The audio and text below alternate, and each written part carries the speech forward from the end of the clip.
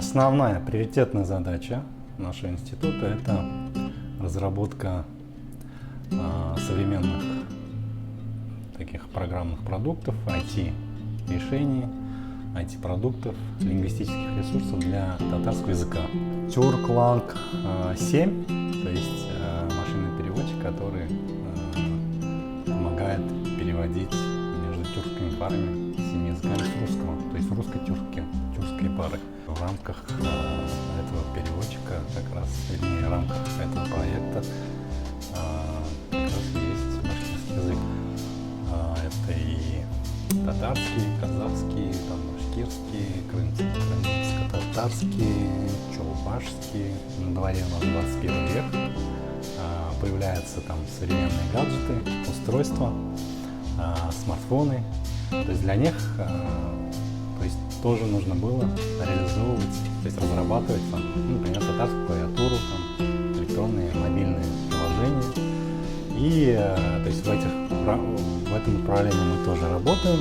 У нас созданы приложения для Android, для iOS, татарская клавиатура. То есть мы выпустили первую версию татарской клавиатуры, там порядка сейчас уже 400 тысяч скачиваний пользователей. В этом году мы совместно с Министерством информатизации участвовали в разработке уже новой версии клавиатур, машинный переводчик ТАЦО, русско-татарской языковой паре.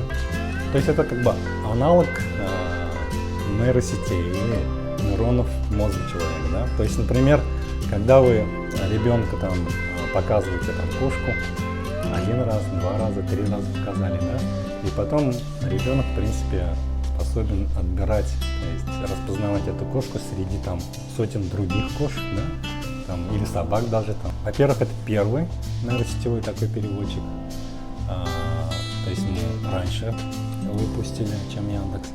Предоставляем алгоритмы большое количество параллельных там предложений с русского на татарский и с татарского на русский. И алгоритм обучается на этих данных, и уже когда, после того, как алгоритм обучился, мы даем какие-то новые данные, то он на основе вот этих данных уже может переводить новые предложения. Вот для того, чтобы обучить вот этот переводчик, нам понадобилось подготовить порядка, там, если в страницах А4 перевести, это порядка там, 100 тысяч страниц А4 текста. С направления речевых технологий не только синтезатор, здесь и распознавание речи. Синтезатор — это когда задается текст и компьютер озвучивает. Синтез речи мы уже реализовали. Он используется как раз и в машинном переводчике, когда мы набираем текст, система переводит, например, с русского на татарский, и татарский перевод уже можно озвучивать. Тоже создан на нейронных сетях. Будем считать, что как бы синтезатор есть. Но обратная задача — это распознавание речи, она более сложная. Мы разработали такой Telegram-бот Татар Тауше. Кстати, будем рады, если как бы распространить, да, чтобы люди скачали, установили.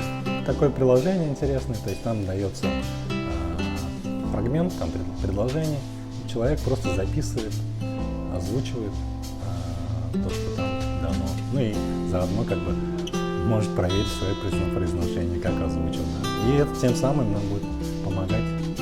То есть если мы хотим сохранить язык, да, там, развивать язык, то язык должен внедряться и активно использоваться в этих технологиях. То есть в этом плане цифровизация является как бы неким таким ключом, да, инструментом, который позволяет сохранять языки, в особенности как бы малоресурсные языки, к которым относится татарский язык.